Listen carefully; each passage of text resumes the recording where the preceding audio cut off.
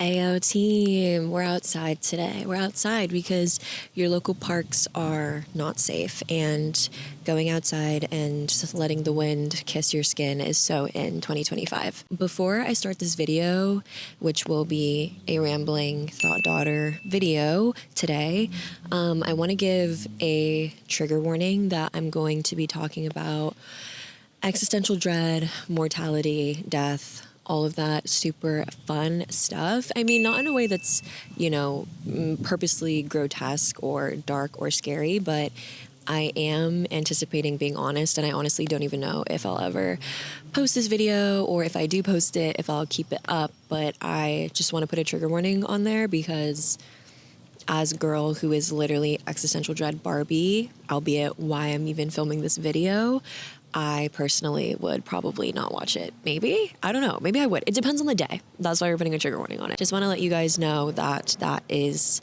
what I will be rambling about today. Honestly, don't know who I'm making this video for.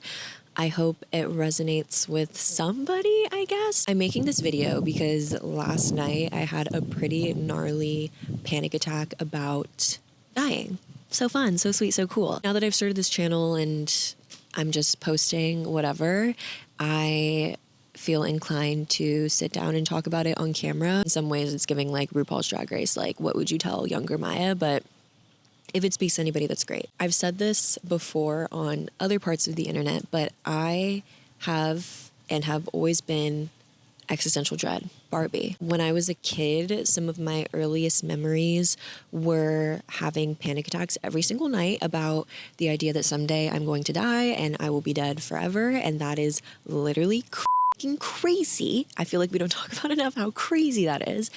And I just remember spending so many nights like sick about it, like spiraling in a way that you can only spiral when you're like 6, 7, 8 years old and you didn't even know anxiety is a thing and you don't know what a panic attack is. So you think that like everyone's doing the same thing. Because of that, I have always had existential dread in my back pocket. It's a huge part of why I am the person that I am today. And in some ways, I'm really grateful for it, but I just wouldn't wish that specific kind of anxiety on anyone because it is really difficult to navigate, and it's taken me therapy and years to get to a place to where I really feel like it's manageable. And I think very candidly, maybe I'm inspired to make this video because I don't really feel like we talk about existential dread enough as a society. We talk about it so much, but we don't really talk about it. And I think when I was younger, if I would have had kind of like more, I don't know, just like affirming and open dialogue about that anxiety, maybe I wouldn't have felt so alone in it. Because, it is one of those things where it's like not a super fun party topic. It's not really something that I ever felt inclined to bring up to other people, even though it felt so obvious. And in that way, I think I spent a lot of time kind of just invalidating myself about how huge and scary this feeling was in comparison to how people talked about it. And like the times when I would be like, hey, like, did y'all know that like we gonna die one day? People were like, yeah, of course. The roles that religion and things play in these things, and everybody has a very different perspective and feeling about the afterlife in general. So yeah, it's a little isolating of an anxiety to have, but maybe you're somebody who also has it. So I'm like, I see you. I totally see you, and I hold space for you, literally. This was the wicked finger hold. Anyway, I am somebody who has always struggled with existential dread. It's my biggest anxiety. Panic attacks have definitely lowered in numbers, which is so nice. I mean, obviously, I was just talking to my therapist today. She was just like, it used to be every day. Now it's once every couple months, and it will only get less and less with, putting effort towards it and redirecting and working on anxiety and mindfulness. But I have come a long, long way from really letting it like overwhelm and overcome me. If you are somebody who struggles with existential dread anxiety, and again, I might be the only person ever, and I might be screaming into the void, and I have to be okay with that being a thing. But if you're somebody who struggled with existential dread or really any kind of anxiety that feels really overwhelming and almost uncontrollable, I'm like, anxiety, stop. Like, I know I'm about to give like One Direction, if you ever feel alone, like, don't. But something that really helped me and honestly kind of changed my whole perspective about it was my first therapist. When I went to her, I was just having a really hard time with it.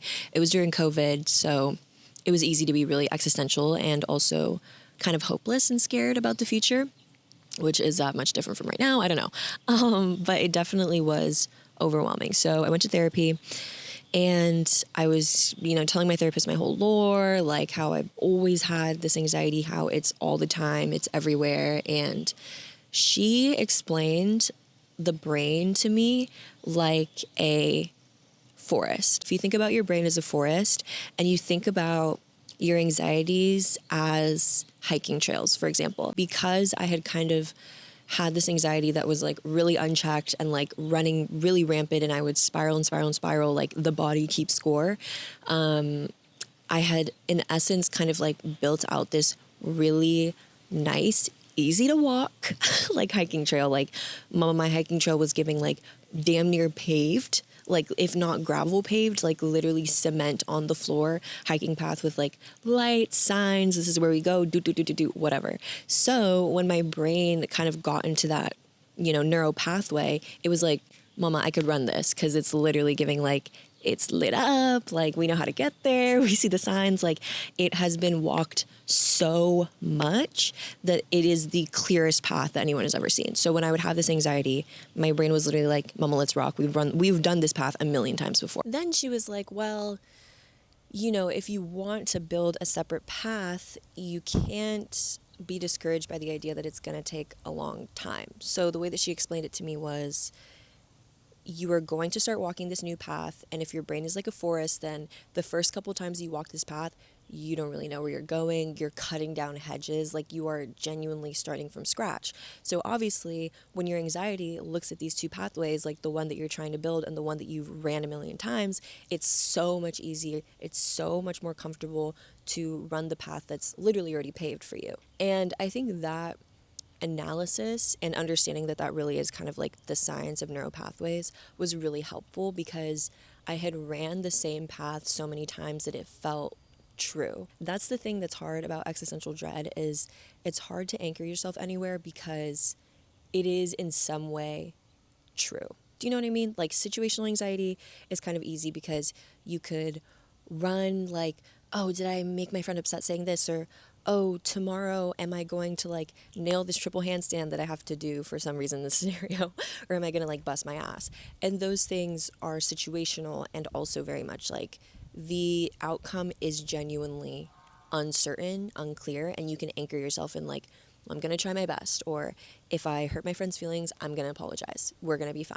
Those kind of things. And that's what's difficult about existential dread, is death is certain and it's also certainly unknown. Like there's no kind of concrete thing to anchor yourself towards. So for somebody like me, where I do get really anxious about the unknown and I get really anxious about, feeling kind of trapped in things, like it is like bingo card, like you ate. And that is a very suffocating feeling. So I would be letting the anxiety like hit the wall, and I'm literally like, there's nothing I can do about it. Like this is just what it is. Like I just suffer, and that's like whatever. I mean, unless you're really, unsafe, or you genuinely are in a situation where, there is fear necessary for, I guess, like survival. In a lot of ways, our anxiety and our fear, at least what they're saying, is that it's like pretty made up, Still like internalizing that one for sure. After getting that perspective from my therapist, it was really eye-opening of, okay, well, my internal thought pattern about this, my way of being anxious about this doesn't always have to look like this. It can be something else. It can feel differently, even though it felt really, really challenging to rewrite that. I will say the best thing that I've ever done is trusting that and knowing that there is ways to just re-embody that, reimagine it. There's ways to channel it, all of these things. So with that, I don't get panic attacks very often, but like last night, I was humbled. The other side of existential dread to me is really where you land the plane. My therapist today kind of reminded me, like, yes, it does feel kind of doom, it feels inevitable, all these things, but the actual panic of it is, it's not something that lasts all the time. It's something that comes and it overwhelms me, yes, and it does all these things, and it might feel like forever in that moment, but it always is a temporary thing. That kind of level of panic and fear about the situation physically is temporary, and I know that to be true. I know that with any panic attack, you eventually cycle through. It's really uncomfortable. It feels like forever in the moment, but we're all here. If we want to look at it through a Buddhist lens, and it's like every uncomfortable feeling will pass. This too shall pass. Fleabag season 2. Remembering that is really helpful, but I have come to a point now where my understanding of my existential dread is that in a lot of ways it is kind of my biggest superpower. And I think coming off of a panic attack, that feels a little bit silly to say, but I know that at the very, very root, like, as existential dread Barbie, like, since I came out the box type shit, like 6 years old, my love, I also know that I would not be the same person that I am today without my dread, and it is so uncomfortable, and I wouldn't wish it on anyone, and I'm still working through it, and it's a process, it's a muscle, et cetera, et cetera, et cetera. But coming face to face with my mortality and understanding it and feeling that overwhelm is one of the best things that I guess has ever happened to me. And that feels crazy to say, but it's true. The one thing that existential dread taught me is that this life is so precious. Things are so beautiful. Everything is worth seeing and smelling and tasting and touching. And it's worth it to love with all your might. And it's worth it to try things that are scary. And it's worth it to do all of these things, because at the end of the day, this is all temporary. This inevitable wiping of the slate or transition into something new, or just leaving of this kind of like physical world, which a lot of times, arguably, because of humans and because of ego and greed and all that nasty shit, feels really overwhelming and anxiety inducing and somewhat just scary. If it was up to me, we wouldn't work. We wouldn't pay taxes. We wouldn't argue with each other. We wouldn't do all this bullshit. Rah, because ultimately we are all just human beings who were kind of bestowed this insane, like, glimpse of consciousness, and we get to feel the wind on our skin and cut oranges and eat them and love our friends and, binge Love After Lockup. Like, all of these things are so inherently beautiful and boundless and free, and that's a whole other conversation, but we could have the argument that it's because of us that we feel so scared and anxious and mortal at times. But I digressed. Understanding, or trying to understand, and coming face to face with my own mortality has freed me up in my courage to do things, my understanding of fear, my understanding that everything falls away under the weight of our own death. Do you know what I mean? I feel like regardless of what you believe in, what you believe the afterlife is like, all of these things, how wonderful and how freeing is it to know that nothing is as permanent, nothing is as inevitable, nothing is as, potentially uncomfortable, I guess, than death itself. And with that, it really does, for me, and I hope for you, it frees me of all of these worldly, I guess, like, fears and anxieties, and it frees me up to remember how much there is to enjoy and explore and love about life and living and the world that we live in. So I don't know, it's one of those things, where I know that that's where I land the plane every time. And if you're somebody who deals with existential dread, I encourage and I implore you to alchemize that into just this freeing boundlessness to live and to laugh and to love and to eat, pray, love with a fierceness. All of the things that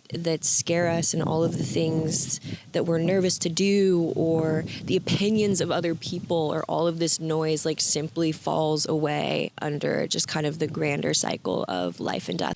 And in our own lives, we experience our own little deaths and rebirths, allowing yourself to grow, allowing yourself to change, like, being different people throughout your life, doing all these things. And, all of this talk of anxiety, all of this talk of the uncomfort of existential dread as a concept, I do always, always, always land the plane in how freeing it is to remember that we really only do this once, as far as we know. And the best way to honor that is to see everything, do everything, love loudly, do all these things. Don't let all this like bullshit noise and like fear restrict you from doing everything that you want to do. All this to say, I hope it's not too doomy and gloomy of a topic. And if anything, I'm hoping that talking about it opens it up to feel a little more normal.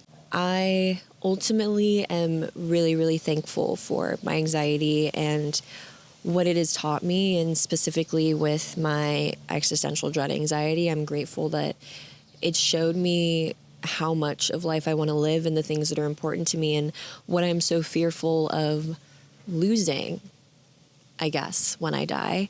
And that's just my friends and my family and new experiences and fruit and trees and the wind and all of the places around the world and all of the things that are so beautiful and full of life, I guess. Everything is really impermanent and fleeting, and there's something really beautiful and special about that. And I'm grateful to live life and to just have that relationship with mortality. And because of that, to be inspired to do everything I've ever wanted to do, and to remember that fear is not fucking for real. Like, it's literally not for real at all.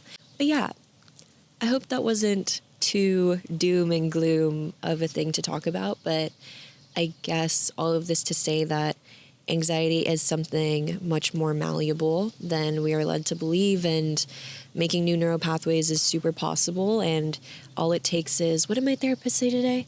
All it takes is curiosity, compassion for yourself, and commitment. And now I just have one really humbling panic attack every like 3 months or so. Hoping to lower that down as well, but I'm giving myself compassion, seeing how far I've come, and thanking my anxiety for reminding me of what is important and what isn't. I fear YOLO 8 too. You know what I'm saying? I know that's some cringe millennial bull, but it's like, you only live once. So true, King. That's so true. That's a real set. How lucky are we to live and to have agency and to just be? And only this is real. So that's awesome. And I'm really, really excited and grateful to be alive and to be talking to y'all. We'll see if this video ever sees the light of day, considering it does feel really personal and really vulnerable in a weird way, although my existential dread anxiety is like genuinely such a core part of who I am and is the reason why I've done 80% of the that I have done in my life. Like literally YOLO tatted on my back. Y'all just can't see it. I don't know. I hope this speaks to somebody, and if it speaks to nobody, I will need to be okay with that, because this is very honest. You want to see how beautiful life is? Like, cut into an orange if you can, or a lemon, and look at how symmetrical and colorful and beautiful it is. And then guess what? You get to eat that too. What the f***? Or look outside and look at how symmetrical the trees are and how beautiful they are and how insane that is. Or how insane it is that the sky is blue. This is me after literally having like a crippling panic attack that literally almost made me throw up. I'm like, guys, the sky's blue. Did y'all know that? Like, oh my gosh. I also saw this quote on TikTok, which I will be deleting TikTok. Video on that at 11. Seriously. It's from Louis Rachel C. From Tell the People You Love That You Love Them. They said, I love being horribly straightforward. I love sending reckless texts, because how reckless can a form of digitized communication be? And telling people I love them, and telling people they're absolutely magical humans and I cannot believe they really exist. I love saying, kiss me harder and you're a good person and you brighten my day. I live my life as straightforward as possible, because one day I might get hit by a bus. And there is nothing more risky than pretending not to care. We are young and we are human and we are beautiful, and we are not as in control as we think we are. We never know who needs us back. We never know the magic that can arise between ourselves and other humans, and we never know when the bus is coming. Tour. So I guess that sums up the feeling of what I'm trying to say is live loudly, live proudly, do everything that you want to do, live, laugh, love, because the bus will come. And we don't know when, but when the bus comes, I am going to get hit knowing that I've lived every single moment with as much love and curiosity and consideration and kindness as I could. And it's just really, really beautiful to be alive. I hope everyone has a wonderful day. I hope everyone live, laugh, loves. Sending everyone so much love. And I will see you here back on the channel, hopefully about something lighter. Maybe not. Apologies for being a thought daughter. And love you guys so much. Goodbye.